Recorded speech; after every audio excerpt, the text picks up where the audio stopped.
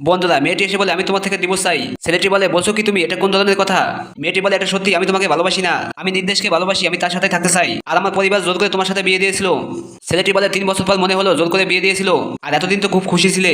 মেয়েটি বলে আগে বললে তোমার কাছ থেকে অ্যালুমিনিয়াম টাকা কিভাবে পেতাম, নির্দেশ তো কাজ করে না, তাই তোমার টাকা দিয়ে আমরা সংসার করবো। ছেলেটি বলে লজ্জা করা উচিত তোমার, আমি তোমাকে কত ভালোবাসি আর তুমি আমাকে ধোকা দিলে। মেয়েটি বলে তুমি যাই পাবো, আমার কিছু যায় আসে না, প্রেম আর যুদ্ধে সবই ন্যায্য, আমি ডিভোর্সের কাগজে সাইন করে দিয়েছি, ওকেও সাইন করতে বলবেন। ছেলেটি বলে ঠিক আছে, যদি থাকতে না চাও তাহলে এখান থেকে চলে যাও, আমি তোমার মুখও দেখতে চাই না। এই ছেলেটি পেছন দিক থেকে বলে ম্যাডাম আমার বলা ঠিক নয়, আজকাল ছোটখাটো ঝগড়ায় মানুষ আলাদা হয়ে যায়, আলাদা থাকা সহজ কিন্তু সম্পর্ক টিকিয়ে রাখা কঠিন। মেয়েটি বলে আমি যা করছি তার ভালোর জন্যই করছি।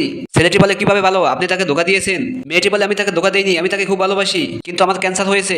ছেলেটি বলে উনি কি জানেন? মেয়েটি বলে না, আমি চাই না সে জানুক, আর আমি চাই সে আমাকে ঘৃণা করুক, যাতে আমি চলে যাওয়ার পর সে আবার নতুন জীবন শুরু করতে পারে। ছেলেটি বলে এমন সময় স্বামী পাশে থাকা দরকার। মেয়েটি বলে আমার কাছে বেশি সময় নেই, আর আমি চাই না সে সারা জীবন কষ্ট পাও।